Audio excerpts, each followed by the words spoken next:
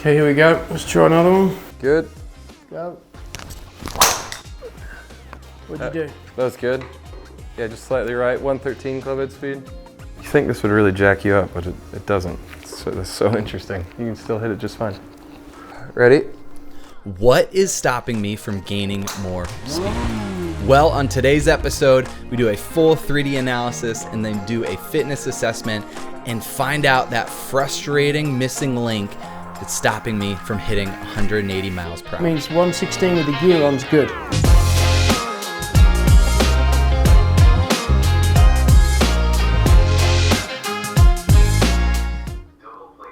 Go. Not bad. Where'd it go? Straight, 113. Okay, good. So let's see kind of in 3D if we kind of take a look at, so we're going to go zoom into this graph. Let's go over here, Kyle. Kinematic sequence. It's an interesting kind of, from a sequence, so obviously here this zero line is kind of where things are moving. So if you look, your pelvis and torso kind of go together. Yep. So you've got this force, but there's not that much separation in terms of where the sequence is. So we'd want your lower body to go first, then we'd want a little bit of separation.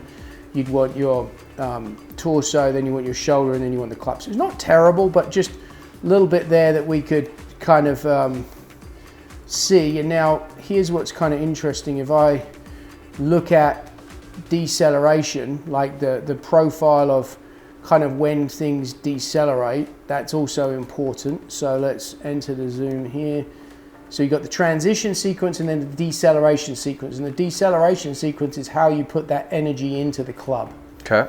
So that's quite important. So if you look at the sequence isn't too bad. You get your pelvis peaks first, then you kind of get this torso movement. Do you see how it's not a smooth deceleration? It's a little bit fragmented, and then you get your arm. Yep. And then you get the club. So it's not by any means, the stuff's pretty good here, but we're just trying to get it out to the club. And that's the part that gets really important. So from a power production standpoint, we're looking to see, is this way off? The reality is it doesn't look like it's that dramatically off. All in all, the sequence stuff here isn't terrible. Some of this is going to be you getting comfortable with essentially sequencing maybe a little bit better, separating your lower body from your upper body. Remember when we did that disassociation test earlier today, that was harder for you. Yep. And then getting better at decelerating without extending. That's probably going to give you a propensity to, again, get more explosive, put more energy into the club. That's pretty good. So I just want to look at a couple of the other swings. So the sequence is not, so you see how that red goes first, then the green is kind of next, then the blue, then the gold. So that's actually pretty good. Now we're going to look at kind of how it decelerates. So we're going to do that. So again, not too bad. It's definitely, you see how the one thing that's quite interesting, we talked about the relationship of the pelvis and the torso. Do you see how the pelvis kind of has this, goes up and then it drops down, it's kind of steep. And then you've kind of got this torso that's kind of stalling and moving that way. So you're not transferring that much energy from your pelvis to your torso. Then you kind of put some into the shoulder and then the club. But it's definitely that relationship in the core that's costing you kind of from a speed perception. There's not as much deceleration. It's not smooth. You're not transferring that energy into the core particularly well. So that could be a core weakness. It's one of those things, it could be something you've got to train. But again, you're extending, coming up. You're not hollowing and pushing down, which is the things we saw yesterday. So we're looking for graphs that have a peak and then they decelerate drastically. Your hips aren't too bad there, but we're losing it a little bit on that torso relationship. The sequence is still not too bad. You get the pelvis first, then the torso, then the shoulder, then the club, but it's not like it kind of starts to slow, then it kind of idles, it slows again. It's not a steep deceleration like you see in the pelvis or the shoulder. That just means you're not transferring the energy as effectively as you could. That's kind of your weak connection, which is why you've probably got great ground reaction forces, but it doesn't necessarily translate out to the club.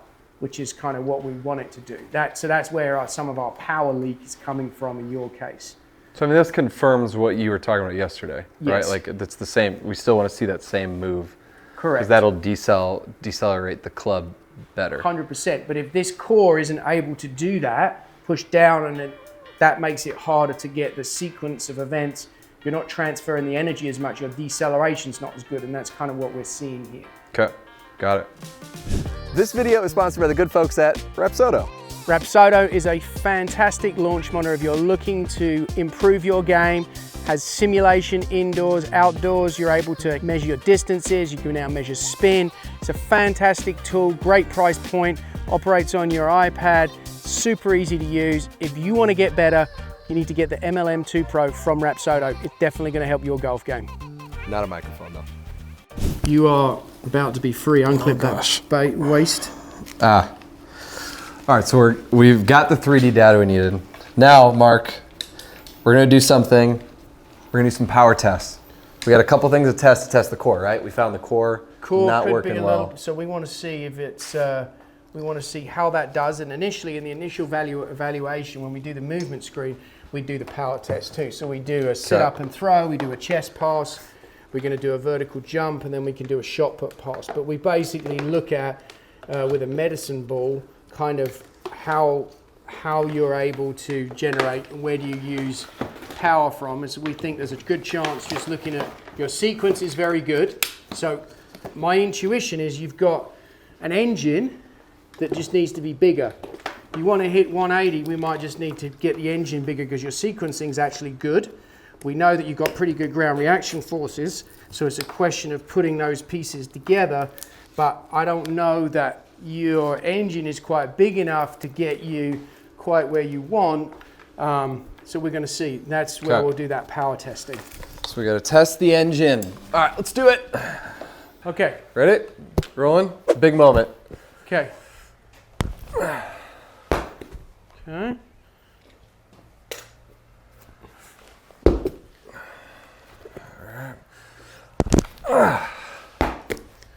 Okay, good.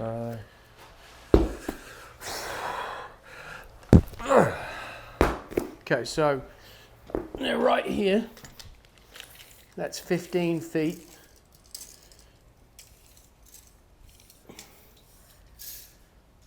So 15 feet plus 5.5. So 20. basically we're at 20 and a half feet. Okay. Okay, now we're going to get rid of the chair. Okay. And we're going to do a sit up and throw pass. So you're going to lay back down. Yep. And then you're going to put your hands behind your head. And then you're going to sit up and throw the ball. Okay. Okay. So Thought you were. just move this, please. Thank you.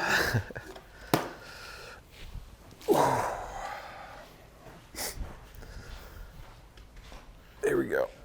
Okay. Oh boy. One motion. Okay. This is not easy. All right.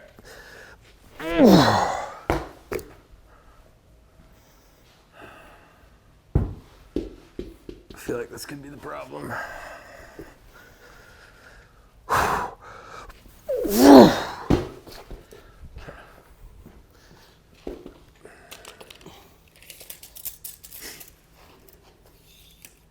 Okay, so you're basically, if I'm being generous, you're at 18 feet. Okay, so 15 plus the 3, that's 18, and the other was 20 and a half. So that's more core. Yeah. That's a little bit less. So now we need to do a vertical jump. Okay. So the vertical jump is good because we'll start here and then we're going to see how many inches you have. So I'm going to give you a Sharpie.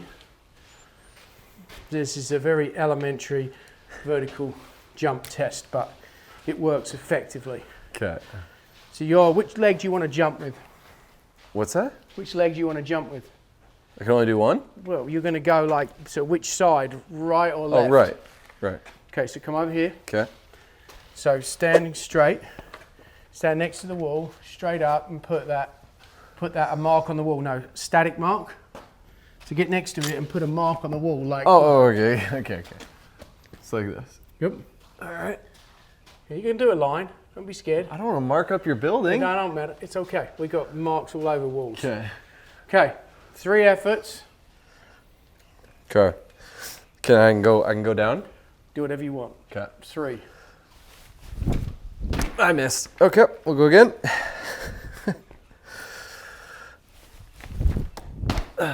Okay.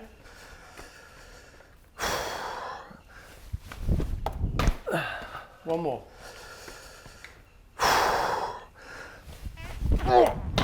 Okay, good. So we're going from your top. I'm going to give you the top down to here. Now look at this. Isn't this interesting? What's that number it says from the top to the bottom line? 4.5 inches. No, it doesn't. What's that number right there say? That number. 21. 21, Okay. Sorry. So 21-inch vertical, Okay. 21 feet Chest. chest, Yep. 18 sit up and throw. Tour average is around 22 across the board. So Okay. what we saw as a core weakness. Got it. There it is. So that's where you've got good ground reaction forces, but you're not able to transfer them out. Well, if they'd all been the same, then it may be a skill, motor control, whatever. But there is also a bit of a deficit there. You're 21 inches on the vertical, you're 21 on the chest pass, but the sit up and throw, which is this, Yep. that's less than the others. And I'm probably being generous on the 18. It's probably Yeah. closer to about 17. Okay. So there's your discrepancy on terms of how do you, the transmission, the core needs to be strong. And the core isn't just your stomach. It's your, basically from your thighs, your glutes, to your, under your chest. It's how you transfer that energy out, which again goes to this type motion. Mark, we've come a long way over the last couple of days. But you at least now have a guide to understand. You've got great Yep. ground reaction forces. If we can get you a little bit better transfer from the core out to the club, that's better.